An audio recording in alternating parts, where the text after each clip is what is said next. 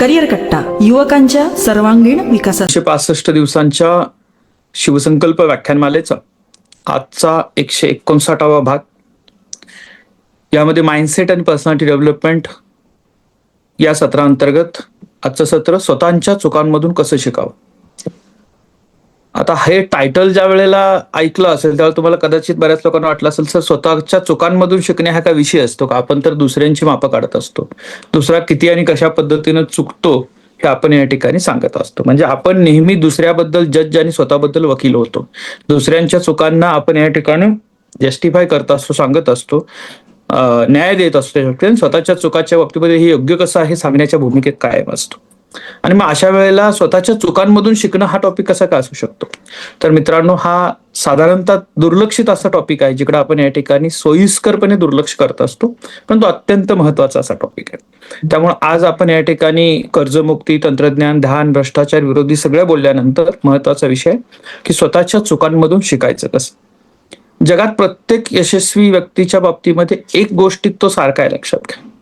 प्रत्येकाने हजारो चुका केल्या, पण एक गोष्ट केली की प्रत्येक वेळेला एक झालेली चूक पुन्हा रिपीट नाही केली आणि चुकांमधून ते शिकत गेले. चुका त्यांनी त्यांच्या मान्य केल्या.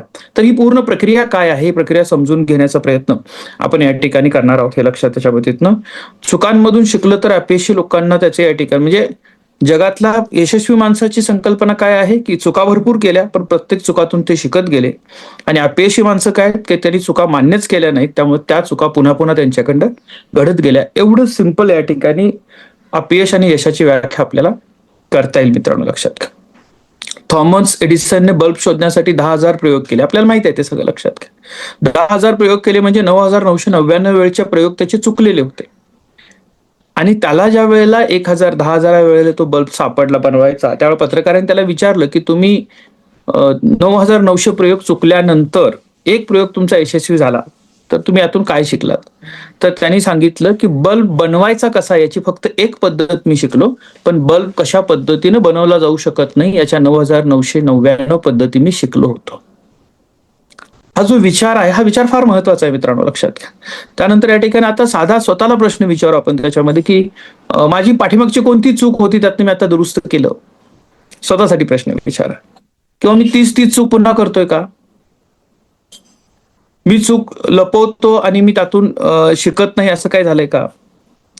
किंवा माझे नेहमीच असं वाटतं की समोरचा चुकतो, आपल्याकडे असतं ना तो चुकला म्हणजे आपण रस्त्यानं ऍक्सिडेंट आपला कधी होतच नाही, आपण काय म्हणतो तो मध्ये आला, त्यांनी गाडी चुकीच्या पद्धतीने घेतली, त्यांनी अचानक ब्रेक दाबला. म्हणजे माझ्या चुका कधी असतच नाहीत.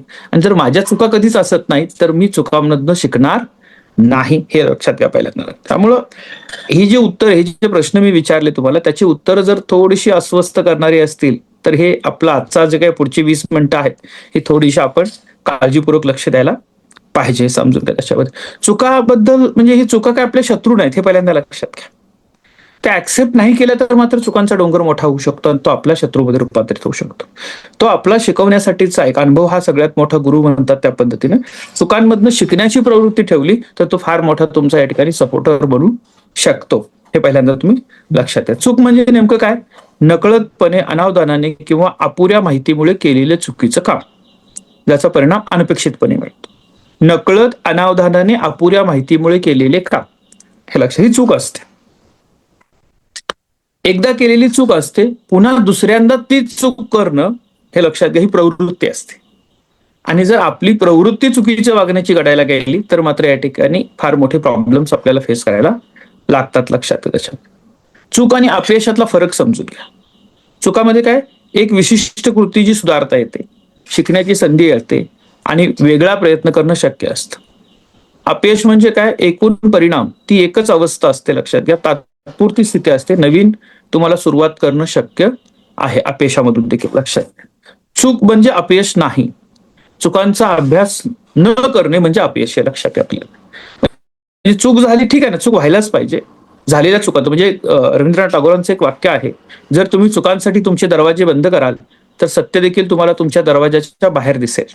त्यांना काय म्हणायचं, चुका ऍक्सेप्ट करा आणि ऍक्सेप्ट करून त्या दुरुस्त करा, हे लक्षात घ्या. हे फार महत्वाचं आहे, लक्षात घ्या. चुकांचे प्रकार काय लक्षात घ्या. एक असतं की एरर ऑफ कम्युनिकेशन, म्हणजे काम करण्यासाठी व्यवस्थित माहिती न मिळाल्यामुळे चुकीचं काम केलं. आता त्यात म्हणतो चुकीचा व्यवसाय निवडला, किंवा चुकीच्या व्यक्तीशी लग्न केलं, हा एरर ऑफ हेच असू शकतं. लक्षात घ्या. न करण्याच्या चुका कोणत्या असतात लक्षात घ्या. योग्य काम केलं नाही. बरोबर, म्हणजे आपण सांगितलं पहिल्या दिवसापासून की सकाळच्या सत्रामध्ये सगळे उपस्थित राहायला पाहिजे, ते सांगितलं. आता ही मुलं उपस्थित राहणार नाहीत. अजून 15-20 दिवस असतील. सप्टेंबरमध्ये काही लोक काढून टाकले जातील आणि ज्या वेळेला जानेवारीमध्ये सिलेक्शन चालू होईल त्यावेळेला मग प्राचार्यांच्याकडे जायचं, यांच्याकडे जायचं आणि मला हे करायचं, मला जायचंच आहे, माझी फार इच्छा आहे, अशा पद्धतीच्या गोष्टी. मग रेकॉर्डेड आहेत का, मी रेकॉर्डेड बघून पूर्ण करतो आणि त्याच्या प्रश्न उत्तर देतो, असे सगळे प्रकार पुढे करायला लागतात. लक्षात घ्या. म्हणजे वेळेची बचत न करणं, तक्रार वेळेवर न करणं, वेळ फॉलो न करणं, अशा पद्धतीच्या गोष्टी. वृत्तीच्या चुका म्हणजे सातत्यानं एखाद्या बाबतीमध्ये चुकीचा दृष्टिकोन. म्हणजे सकाळी लवकर उठायचं होतच नाही, उठून काय फरक पडतो सगळ्या त्याच्या बाबतीत. ठीक आहे, असा दृष्टिकोन असू शकतो. वर्गात गेल्यानंतर काय शिकवतच नाही, जाऊन काय फरक पडतो त्याच्यामध्ये. डिग्री घेऊन काय फरक पडतो, असे बरेच लाखो लोक डिग्री घेऊन पडलेले आहेत. काम करून काय फरक पडतो, असे बरेच लोक काम करतात. अशी एक पद्धतीचा दृष्टिकोन असू शकतो. नात्यातील चुका लक्षात घ्या. म्हणजे बऱ्याच वेळा चुकीचे शब्द चुकीच्या ठिकाणी, पालकांशी बोलत असताना शब्द आपण बऱ्याच वेळा चुकीचे वापरतो आणि त्याचे परिणाम देखील या ठिकाणी अत्यंत वाईट होत असतात, हे लक्षात अशा पद्धतीनं. रागाने पालकांशी बोलणं किंवा काय ह्या गोष्टी. आर्थिक चुका काय की चुकीच्या पद्धतीची गुंतवणूक करणं किंवा अनावश्यक कर्ज घेणं, हा देखील त्यातला एक फरक आहे. लक्षात. करिअर मधल्या चुका, चुकीचा मार्ग निवडणं, संधी गमावणं, हा लक्षात.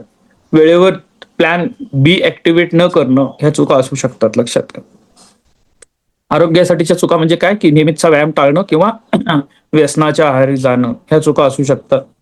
आता चुका करणं हा मानवी स्वभाव आहे, हे पहिल्यांदा लक्षात घ्या. चुका करणं हा मानवी स्वभाव आहे. म्हणजे माणसाकडून सर्व काही चुका होऊ शकतात, पण चुका करण्याचं स्वातंत्र्य म्हणजे तुमचा हक्क आहे. पण या चुका करण्याचं स्वातंत्र्य नसेल तर तुमच्या स्वातंत्र्याला अर्थ काय, असं महात्मा गांधी म्हणत असताना दुसरी बाजू ही सांगतात की चुकातून शिकणं हे तुमचं कर्तव्य आहे, हे लक्षात घ्या. म्हणजे स्वातंत्र्यामध्ये चुकण्याचं स्वातंत्र्य हा तुमचा हक्क जरी असला तर त्या चुकातून शिकणं हे तुमचं कर्तव्य आहे, ही बाब लक्षात ठेवायला पाहिजे, हे लक्षात घ्या. ती चूक पुन्हा न करणं हे सगळ्यात महत्वाचं आहे. ती टाळण्यासाठी प्रयत्न करणं, हे लक्षात घ्या. म्हणजे एकदा चूक करणं म्हणजे अपराध नाही, पण पुन्हा पुन्हा तीच चूक करणं हा अपराध असतो का, तो गुन्हा असू शकतो. लक्षात घ्या. आपण चुकातून शिकतच नाही का, त्याची काही कारणं समजून घ्या आपण त्याच्यात, मग आपण उपायांच्यावर जाऊ. लक्षात घ्या. मी चूक केलीच नाही असं म्हणणारा माणूस, म्हणजे कधीही तुम्ही विचारलं ना तू काल सेशनला का हजर नव्हतास, तर तो सरळ सांगेल मला मुख्यमंत्र्यांनी सांगितलंच नाही, मला लिंकच सापडली नाही, मला लिंक ओपनच झाली नाही, इंटरनेट नव्हतंच आमच्या भागात लाईटच गेली होती, असे बरेच काही होते. पण हा एका वाक्यात हे नाही कबूल करणार की सर माझ्याकडनं ते विसरलेलं होतं, मी दुसऱ्या दिवशी लक्षात राहील. विसरलेलं होतं हे जर लक्षात ठेवलं, हे त्यांनी मान्य केलं, तर मग तो अलार्म लावेल, कोणाला तर सांगेल किंवा दुसरं कोणतं सळार तो विसरतो त्याला फोन करा, असं होऊ शकतं. लक्षात. पण ते ऍक्सेप्ट करणं गरजेचं आहे. लक्षात घ्या. दुसरी गोष्ट आहे काय लक्षात घ्या की स्वतःची चूक कधीच न मान्य करणं किंवा नेहमी मी बरोबरच आहे असं म्हणणं, ही मनोवृत्ती असते बऱ्याच वेळेला. लक्षात घ्या की मी म्हणतोय तेच आणि मी म्हणतोय ते खरं आहे. लक्षात घ्या. तिसरी एक व्यक्तीचा स्वभाव असतो टीका सहन न करणं. कोणीतरी आम्हाला म्हणतंय की तुम्ही चुकताय, तुम्ही चुकीचं करताय, हे ऍक्सेप्ट न करणं, हा भाग महत्वाचा असतो. लक्षात. आणि हे लोक मग शिकत नाहीत, इथं इगो असतो लक्षात द्या प्रत्येकाचा, त्याच्यामुळे प्रॉब्लेम होतात. आता दुसरं काय की ब्लेम गेम, सातत्यानं दुसऱ्याला जबाबदार करणं की याच्यामुळे झालं, त्याच्यामुळे झालं, माझी परिस्थिती वाईट होती त्याच्यामुळे झालं, आलं लक्षात. किंवा मला या ठिकाणी सामाजिक परिस्थिती व्यवस्थित नव्हती, कौटुंबिक परिस्थिती व्यवस्थित नव्हती, त्यामुळे माझं करिअर चांगलं होऊ शकलो नाही, त्यामुळे मला चांगले मार्क पडले नाहीत, असं या ठिकाणी सिच्युएशनल ब्लेम गेम ज्याला म्हणतात, हे लक्षात घ्या. तिसरं आपण म्हणतो नशीबच खराब आहे, नशिबावर सगळं ढकललं की काम करावं लागत नाही. लक्षात घ्या. तर ही प्रवृत्ती असेल तर आपण शिकणार नाही, हे समजून घ्या. त्याच्यामध्ये हा सर्वात मोठा सापळा असतो, जबाबदारी घेतल्याशिवाय शिकणं शक्य होत नाही. लक्षात घ्या. तिसरा महत्वाचा भाग असतो लक्षात घ्या की सेम ज्याला म्हणतो आपण की लाज किंवा आत्मग्लानी, म्हणजे ऍक्सेप्ट करायलाच लाज वाटते त्याच्यामध्ये. अरे मी सगळ्यांच्या समोर चूक ऍक्सेप्ट केली तर मग कसं होईल, मला लोक कसं म्हणतील, काय म्हणतील, चूक झाली तर मग ते स्वतःला दोषी समजणं, आत्मविश्वास कमी होणं, चूक लपवणं, म्हणजे ती सांगायचीच नाही माझ्याकडनं काही चूक झाली त्याच्यामध्ये, असे काही प्रकार घडू शकतात, हे लक्षात. त्याच्यामध्ये चौथा प्रकार त्याच्यातला लक्षात घ्या, जर चूक लपवली तर ती तशीच राहते, हे पहिल्यांदा लक्षात घ्या. ती सुधारण्याचं शक्य येत नाही, त्यातनं मी शिकू शकत नाही. चौथा जो प्रकार आहे तो चूक स्वीकारण्यासाठी घाबरणे. की लोक काय म्हणतील, माझी प्रतिष्ठा जाईल, किंवा कोणी हसलं तर काय करायचं, असे प्रकार होऊ शकतात. हे लक्षात. मी साधं उदाहरण सांगेन मी लक्षात अशा होते की एका कॉलेजमधला मी माझा झोपत असलेला म्हणजे डोळे झाकलेले स्टेजवर होतं तेवढाच फोटो काढला त्याच्यामध्ये. ठीक आहे. आता व्यासपीठावर डोळे झाकलं हे चुकीचं आहे त्याच्यामध्ये, तर तेवढाच फोटो काढला. आता तो फोटो मी स्वतःहून स्टेटसला ठेवला, कारण ही चूक आता पुन्हा करायची नाही आपल्या लक्षात. हे चुकातनं आपल्याला शिकायचं आहे. असा पुन्हा पुन्हा स्टेजवरनं फोटो निघला नाही पाहिजे, ही काळजी घेणं, म्हणजे ती चूक ऍक्सेप्ट करणं आणि त्या चुकांच्यावर मला तिथं समर्थन करायचं नाही, मी चिंतन करत होतो किंवा काय करत होतो हे सांगण्याची आवश्यकता नाही. चूक ऍक्सेप्ट करा आणि पुढे चला, हे लक्षात. हे फार महत्वाचं असतं लक्षात. ह्या आत्मपरीक्षणाचा अभाव असतो बऱ्याच वेळा. आपण मान्यच करत नाही की माझं चुकू शकतं, मला या ठिकाणी थोडंसं या ठिकाणी सेल्फ इव्हॅल्युएशन करणं गरजेचं असतं. इंट्रोस्पेक्शन ज्याला म्हणतात आपण लक्षात. त्यानंतर लक्षात येतं की आत्मपरीक्षणाचा अभाव म्हणजे दिवस रात्र नुसतं धावपळ करत असतं. म्हणजे काही तुमचे मित्र असतील सारखं पळत असतात, काही ना काहीतरी घाईत असतात सारखं, लक्षात घ्या. भरपूर काय धावत पळत असतात, त्याच्यामध्ये स्वतःसाठी अजिबात वेळ देत नाही, थांबून स्वतःच काय करायला पाहिजे याविषयी आत्मपरीक्षण होत नाही, लक्षात. आणि मग चुकांचा विचार करायला देखील वेळ मिळत नाही. काही म्हणतात बघा श्वास घ्यायला देखील वेळ नाही, असे पळत असतात. पण कुठं पळतात काय करतात हे कळत नाही, लक्षात द्या. त्याच्यावर थोडासा विचार करणं गरजेचं आहे. पुढचा प्रकार आहे की भावनात्मक प्रतिक्रिया. म्हणजे चूक झाल्यानंतर आपण लगेच राग व्यक्त करतो, दुःख होतं आपल्याला, निराशा होते, किंवा शांतपणे विचार नाही करत आपण त्यावेळेला, लगेच पुढे जातो. चूक झाली तर लगेच थांबून स्वस्थ बसणं, विचार करणं, चुका काय झाल्या हे बघणं आणि पुढे जाणं. म्हणजे करिअर कट्ट्याचा पॅटर्न काय की प्रत्येक कार्यक्रम झाला की आपण मिटिंग घेतो, आपण काय चुकलो, आपल्या कुठल्या चुका पुढच्या वेळेला टाळता येतील याच्यावर चर्चा करतो आपण. कुठल्याही पुढच्या कार्यक्रमाच्या नियोजनाच्या वेळेला पहिल्यांदा बैठक घेतली जाते आणि त्याच्यामध्ये परत आपण म्हणतो की गेल्या वेळेला काय चुकलं होतं, जे बदलायला पाहिजे असं आपल्याला वाटतंय, कोणत्या चुका टाळायला पाहिजे असं वाटतंय, आणि त्यातनं शिकत आपण अपडेट होत पुढे जातो. ही फीडबॅक ड्रिव्हन सिस्टम जशी असते, चुकणारच नाही असं म्हणण्यापेक्षा हा चुका झालेल्या आहेत, आपण त्या दुरुस्त करूया, या अँगलने आपण पुढे जाऊ शकतो. हे लक्षात त्याच्यामध्ये याच्यावर आपल्याला काम करावं लागेल, हे लक्षात घ्या. मार्गदर्शकाचा अभाव म्हणजे कुणी सांगणार नाही किंवा स्वतःच्या दृष्टिकोनात आपण अडकून पडतो. आता सांगणारे भरपूर आहेत आपल्या आजूबाजूला, पण आपण अप्रोच ठेवत नाही, आपण ते स्थान निर्माण करत नाही, हे लक्षात घ्या. दुर्दैवानं प्राध्यापक आणि विद्यार्थ्यांच्या मधला कनेक्ट जो आहे तो कमी झालेला आहे, तो वाढवणं गरजेचं आहे मित्रांनो. सगळ्याच गोष्टी आई वडिलांच्या बरोबर शेअर करू शकणार नाहीत किंवा त्यांच्याबरोबर तुम्ही डिस्कस करू शकणार नाहीत. त्यांच्यात आणि तुमच्यामध्ये एक गॅप आलेला असतो संवादाच्या माध्यमातून, तो शिक्षकांच्या बरोबर या ठिकाणी असलं पाहिजे. चांगले मेंटॉर तुम्हाला आयुष्यामध्ये सापडायला पाहिजे, ते फार महत्वाचं असतं, हे लक्षात त्याच्यामध्ये येतं. बऱ्याच वेळा काय असतं, कंपॅरिझन करतो आपण. पुढचा प्रकार की त्याने तसं वागला ती चूक नव्हती आणि मी वागलं या ठिकाणी चूक कशी काय. म्हणजे ते एक वाक्य बघा की आप करे सो लीला हम करे सो कॅरेक्टर ढिला, असं काहीतरी वाक्य असतं बघा, बरोबर. त्याच्याशी तुलना तुम्ही करायला जाता आणि मग तुलनात्मक याच्यामध्ये त्याचं बरोबर आहे तर माझं पण बरोबर आहे, हे ज्या वेळेला करायला जातो, म्हणजे त्यांनी चूक केली तर आपण ऍक्सेप्ट करायचं का. पॉलिटिकल पार्टी म्हणत असते बघा की तुम्ही असं केलं होतं मग आम्ही असं केलं तर कुठं बिघडलं, म्हणजे त्यांनी केलं तेही चुकच होतं आणि यांनी केलं हेही चुकच आहे, हे समजणं गरजेचं आहे. मग तो ऍक्सेप्ट करत नाही, मग तुम्ही ऍक्सेप्ट करणार नाही का, मग त्याच्याबरोबर तुम्ही पण डब्यात जाणार आहात, तुमचीही प्रगती थांबणार आहे, हे लक्षात त्याच्या वतीतनं. त्यामुळे बऱ्याच वेळा काय वाटतं की मी एकटा नाही, अशा चूक करणारे बरेच जण आहेत. आपण काय म्हणतो, तो पण चुकलाय, तो पण चुकलाय, तो पण चुकलाय, सगळेच चुकलेत, चला असू दे, काय होते, असं चालणार नाही, हे पहिल्यांदा लक्षात त्याच्या वतीतनं. त्यामुळे चूक सामान्य वाटून चालणार नाही, तुम्हाला त्याला ऍक्सेप्ट करून पुढे जावं लागेल, लक्षात. चुका झाल्यानंतर विश्लेषण न करता पुढे जा आणि सातत्यानं वर्षानुवर्ष तीच चूक रिपीट करणं हे टाळलं पाहिजे. आपल्याकडून अशा गोष्टी घडतात, लक्षात, आणि त्या टाळता यायला पाहिजेत. आणि सगळ्यात 10 नंबरचे महत्वाचं काय की शॉर्टकट मानसिकता. या गोष्टी का घडल्या याचा विचार न करता परिणाम बघायचा. काय झालं की मी फास्ट चाललो होतो, गाडीचा ब्रेक फेल झाला, त्यामुळे समोरच्याला धडकलो. रिझल्ट काय झाला, समोरच्यानं 2 कानाखाली लावल्या, त्याच्या गाडीच्या दुरुस्तीसाठी 5,000 रुपये घेतले आणि पाठवलं. मग मी काय करतो, मी प्रयत्न करतो की ज्यानं कानाखाली लावलं त्याच्या गाडीचा लॉस कसा करता येईल याचा विचार करायला, आणि मी बघतो माझे 5,000 लॉस झालेले आहेत. मी हे नाही बघत आहे की माझ्या गाडीचं ब्रेक फेल होण्याचं कारण असं आहे की मी माझी गाडी व्यवस्थित क्लीन करत नाही, त्याचं मेंटेनन्स करत नाही, त्याच्याकडे लक्ष असत नाही आणि माझं स्पीड थोडंसं जास्त होतं.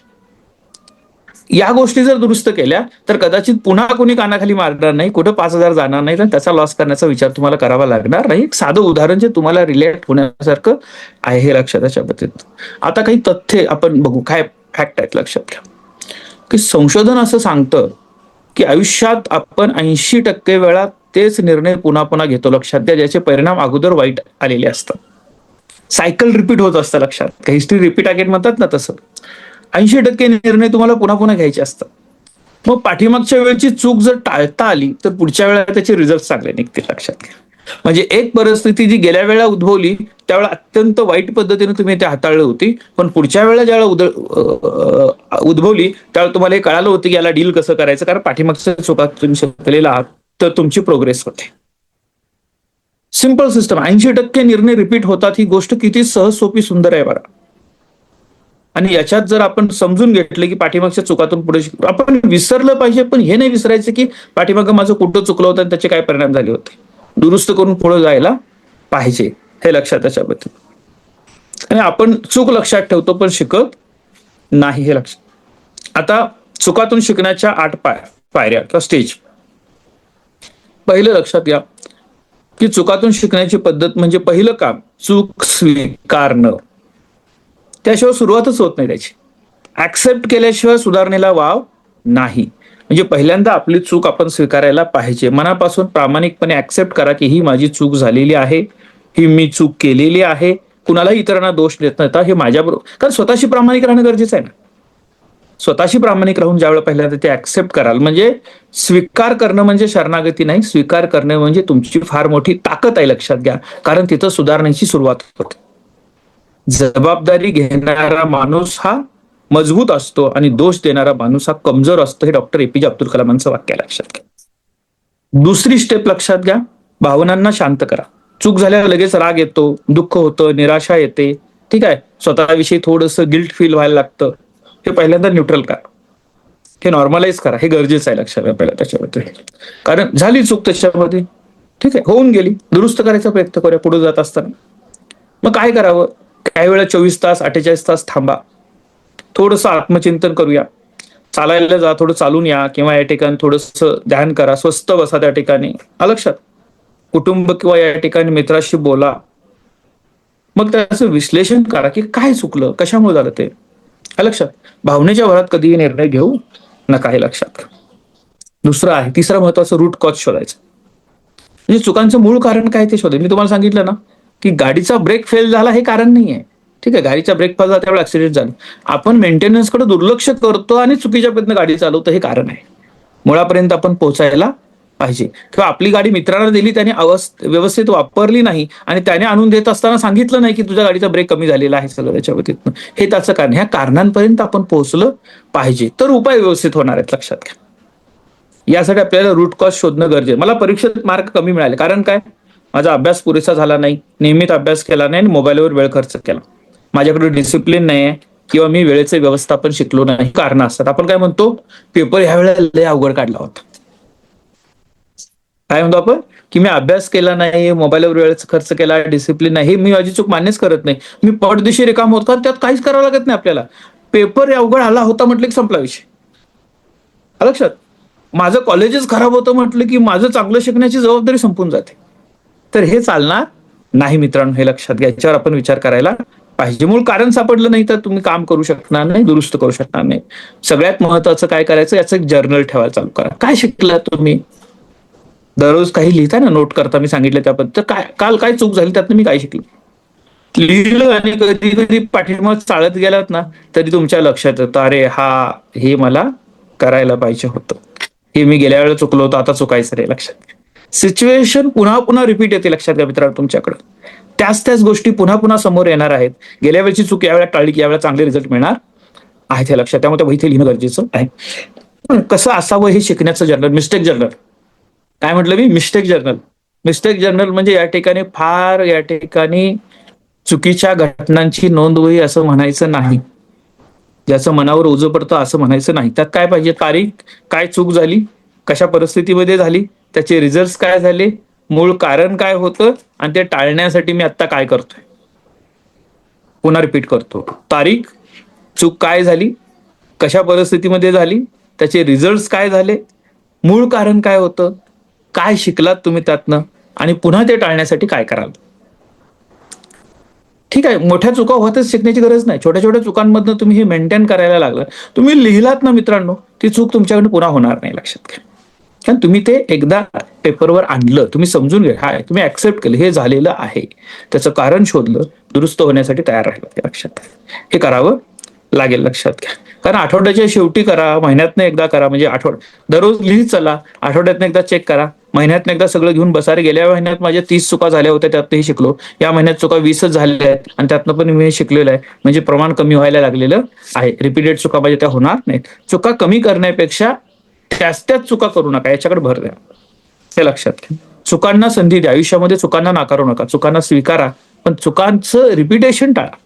त्याच चुका पुन्हा पुन्हा करू नका. 1000 चुका केल्या तरी चालतील, पण प्रत्येक चूक नवीन असायला पाहिजे, हे लक्षात घ्या त्याच्यामध्ये. कारण चुका तुम्हाला शिकवण्यासाठी येतात. हे थोडंसं विचित्र वाटेल, पण हे महत्वाचं आहे, लक्षात घ्या. त्याच्यानंतर या ठिकाणी लक्षात घ्या की ह्या चुका झाल्या, स्वतःला क्षमा करणं गरजेचं असतं. दुसऱ्यांना हा नंतरचा भाग आहे, स्वतःला माझ्याकडे चूक झाली, ठीक आहे ना, मी असं वागूच कसं शकतो, माझ्याकडं असं कसं काय झालं वगैरे, त्याच्यामध्ये मग मी कुणाला भेटणारच नाही, मी खराबच आहे, मी इलिजिबलच नाही, माझ्याकडं काहीच होऊ शकत नाही, हे सगळं म्हणण्याची काहीच गरज नाही. हे सगळं सोडून द्या. आपण त्याच्यावर माझ्याकडं चूक झालेली आहे, मी दुरुस्त करणार आहे, साधा सोपा विचार जो तुम्हाला या ठिकाणी चांगली दिशा देऊ शकतो, हे लक्षात घ्या. 6वा महत्वाचा पार्ट याच्यातला, हे लक्षात घ्या की तुम्ही ऍक्शन प्लॅन बनवा. फक्त शिकलो हे पुरेसं नाही, बदल व्हायला पाहिजे ना. फक्त मी ही चूक होती हे शिकलो, त्याच्यातून पुढच्या वेळा कृती करत असताना काहीतरी बदल व्हायला पाहिजे, त्यासाठी ऍक्शन प्लॅन. म्हणजे समजा माझ्याकडनं असं माझ्या लक्षात येते की मी जाईल तिथं प्रत्येक ठिकाणी गुगल पे वरनं पैसे भरत असतो, मित्रांच्या सोबत असेल, नातेवाईकांच्या सोबत असेल, बाकी कोणाला करूच देत नाही, मीच करतो आणि मग महिन्याच्या शेवटी मला दुसऱ्याकडे पैसे मागण्याची वेळ येते. म्हणजे माझं फायनान्शियल डिसिप्लिन व्यवस्थित नाहीये. मी यातनं शिकणार कसं, तर तुम्हाला या ठिकाणी महिन्याचं बजेट बनवणं, प्रत्येक खर्च नोंदवणं, अनावश्यक खरेदी टाळणं, प्रत्येक खात्याचं आपलं ऑडिट ठेवणं आणि या ठिकाणी आर्थिक सल्लागारांचा सल्ला घेणं, हे तुम्ही प्लॅन केलात का, तर तुम्ही या ठिकाणी ती चूक व्यवस्थित सुधारला असं त्याचा अर्थ होऊ शकतो. कठोर, स्पष्ट आणि मोजण्यायुक्त आराखडा तुमचा असायला पाहिजे, हे लक्षात घ्या. तुम्ही मेंटर शोधणं गरजेचं आहे, चुकांमधनं शिकत असता, हे फार महत्वाच्या. लक्षात, चूक तुम्ही शिकलात, चूक तुमच्या लक्षात आली, पण कसं वागायचं हे तुम्ही अनुभवी व्यक्ती, प्राध्यापक, शिक्षक, पालक, वरिष्ठ, मित्र किंवा व्यावसायिक प्रोफेशनल जे कोच असतात त्यांच्या माध्यमातून तुम्ही घेऊ शकता, लक्षात घ्या. आणि शेवटचा महत्वाचा पार्ट याच्यात लक्षात घ्या की छोट्या पावलांनी सुरुवात करा. एका रात्रीत सगळं बदलणार नाही, लक्षात घ्या, पण डेली 1% प्रोग्रेसचा जर तुम्ही टार्गेट ठेवलं, काल जे होतं त्यापेक्षा मी आज 1 पाऊल पुढे असेल, कालच्या चुका मी आज टाळणार आहे, इतकं जरी केलं तर तुम्ही फार चांगल्या पद्धतीने करू शकता, हे लक्षात घ्या. आता जसं आपण या ठिकाणी बल्ब शोधण्याचा प्रकार बघितला, तसं अब्राहम लिंकनच्या बाबतीमधले एक लक्षात घ्या, अपयशाचं साम्राज्य म्हटलं जातं त्यांना. का? 22व्या वर्षी व्यावसायिक अपयश, 23व्या वर्षी निवडणुकीत पराभव, 24व्या वर्षी पुन्हा व्यवसायात अपयश, 26व्या वर्षी प्रेयसाचा मृत्यू, 27व्या वर्षी नर्वस ब्रेकडाऊन, 29व्या, 34व्या आणि 39व्या वर्षी निवडणुकीत पराभव आणि 52व्या वर्षी ते अमेरिकेचे राष्ट्रपती बनले. पण या 5 निवडणुकांमधून ते दरवेळेला शिकत गेले आणि पुढे राहिले, लक्षात त्याच्यावरती. असे अनेक एक्झाम्पल आपल्या आजूबाजूला दिसतील, लक्षात घ्या. हॅरी पॉटरची कल्पना घेऊन जे रोलिंग जे आहेत ते 12 वेगवेगळ्या प्रकाशकांच्याकडे गेली होती आणि तिला नकार दिला, आणि ज्या वेळेला 13 नंबरच्या प्रकाशकाने हे स्वीकारलं त्यावेळेला 500 मिलियन प्रतीची विक्री झालेली आहे, लक्षात त्याच्यावरती. त्यामुळे एका होसाठी